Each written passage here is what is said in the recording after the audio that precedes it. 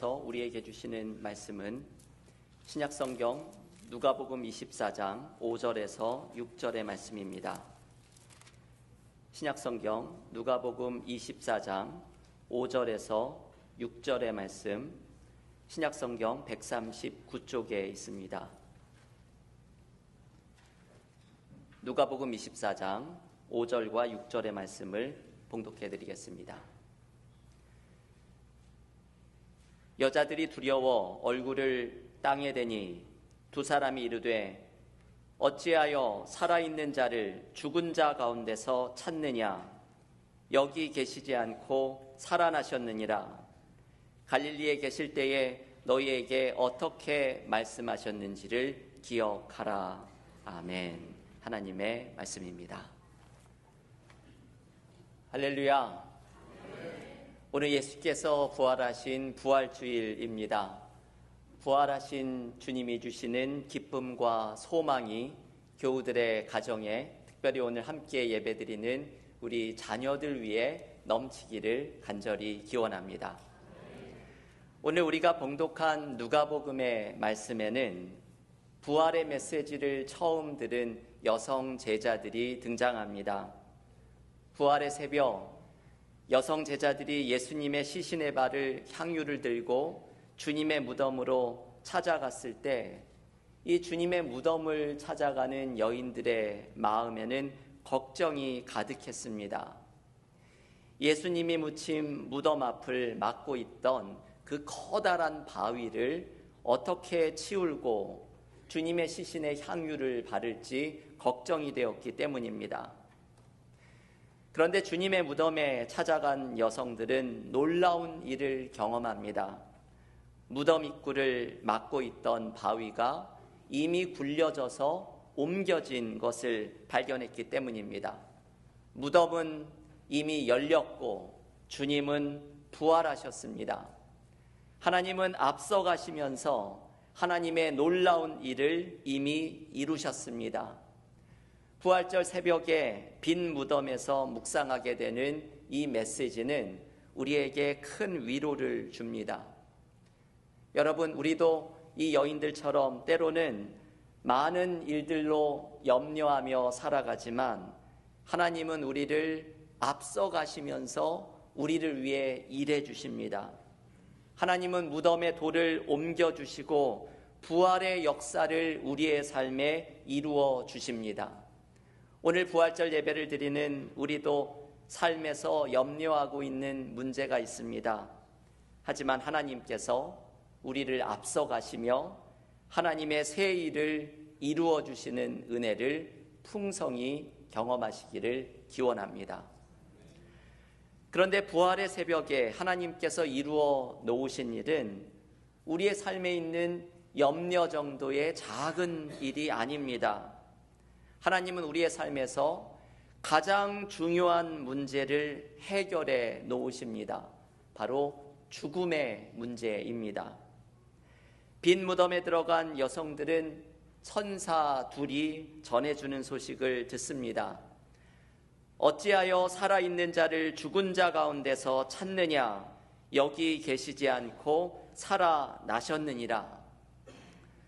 천사는 주님의 부활의 소식을 알려줍니다. 천사가 전해준 주님의 부활은 승리의 소식입니다. 주님이 죽음을 이기셨고 사단의 권세로부터 승리하셨습니다. 주님의 부활은 우리의 인생에서 가장 큰 문제를 해결해 줍니다. 예수님을 믿는 우리도 죽음으로부터의 승리, 부활의 소망을 주시기 때문입니다. 인간이 살아가면서 이 죽음의 문제를 어떻게 해결할까 염려하며 살아가지만 하나님은 앞서가시면서 우리 주 예수 그리스도를 통해 놀라운 일을 이루어 주셨습니다. 예수께서 부활하셔서 부활의 첫 열매가 되셨습니다. 그리고 예수님을 믿는 우리도 사망의 권세를 이긴 주님처럼 장차 부활하게 되리라는 소망을 주셨습니다. 그리스도인인 우리가 바라보아야 하는 것은 죽음이 아닙니다. 우리가 바라보아야 할 것은 죽음의 자리를 깨치고 일어나신 부활하신 생명입니다. 여기 계시지 않고 살아나셨느니라. 여러분, 죽음의 문제가 극복이 되었다면 우리에게 극복되지 못할 문제는 없습니다. 그래서 오늘 부활주일 우리가 바라보아야 할 것은 절망이 아닙니다. 우리의 절망의 자리를 깨치고 일어난 소망을 바라보아야 합니다. 여기 계시지 않고 살아나셨느니라. 김영복 목사님이 쓴 나는 왜 믿는가 라는 책에 보면 교우들께 전에 소개해드렸던 한국의 거창고등학교의 교장을 지내셨던 전영창 선생이라는 분의 이야기가 등장합니다. 1956년 전영창 선생이 거창고등학교의 교장을 맡았을 때 학교가 큰 빚으로 문을 닫아야 할 지경이 되었습니다. 학교를 구할 방법이 없었던 전영창 선생은 한 굴에 들어가서 일주일을 작정하고 금식 기도를 합니다. 굴에서 하나님께 이렇게 기도하며 부르짖었습니다. 하나님, 제가 일주일 동안 금식 기도를 하는데 이 기간 안에 하나님이 응답해 주시지 않으면 학교를 살릴 확신이 없습니다.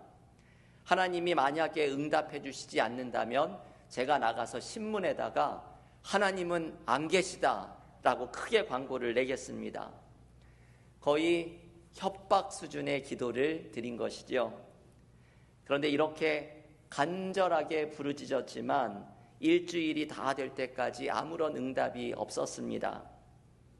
기도를 마치고 집으로 돌아와서 이분이 깜짝 놀란 일을 발견했습니다. 집에 와보니 국제우편이 하나 도착해 있었는데 미국에 사는 어떤 교포가 2,050달러의 수표를 보내온 것입니다. 1956년 당시로는 엄청난 거금이었습니다. 이 돈을 한국 돈으로 환전을 해보았더니 학교가 갚아야 할 부채의 액수와 정확하게 일치하는 돈이었습니다. 하나님의 새 일은 기도하는 중에 이렇게 진행되고 있었던 것입니다. 김영복 목사님은 이 이야기를 소개하면서 이것이 작은 부활 사건을 경험하는 것이라고 말합니다. 이분이 말하는 부활 사건이란 죽음이 생명으로 바뀌고 절망이 소망으로 바뀌는 사건을 말합니다. 예수님의 큰 부활 사건 외에도 우리는 작은 부활 사건을 삶에서 경험합니다. 어둠이 빛으로 바뀌고 절망은 소망으로 바뀌는 순간들입니다. 부활하신 주님을 만나면 우리는 죽음의 자리에서 생명을 발견하고 절망의 자리에서 소망을 발견합니다.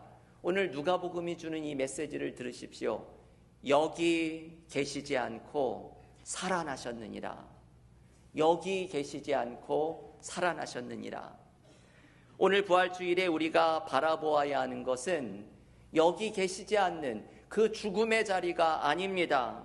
어둠의 자리가 아닙니다. 절망의 자리가 아닙니다. 우리가 보아야 할 것은 죽음과 어둠과 절망을 뚫고 일어나신 생명이요 빛이요 소망의 자리입니다. 부활의 주님이 오늘 우리에게 생명을 주시고 어둠 속에 빛이 되시고 절망을 넘어서는 소망을 주실 것입니다. 죽음을 부활로 바꾸어 주신 하나님의 역사가 지금도 우리의 삶 속에 일어나고 있음을 발견하십시오. 교우 여러분, 오늘 부활의 주님을 만나는 기쁨이 우리에게 넘치기를 기원합니다. 여기 계시지 않고 살아나셨느니라. 절망을 보지 마십시오. 죽음을 보지 마십시오.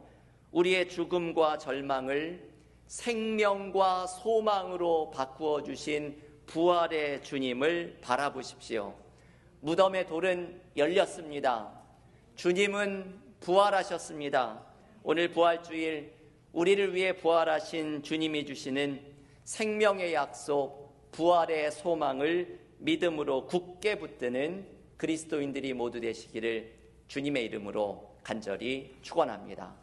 기도하겠습니다.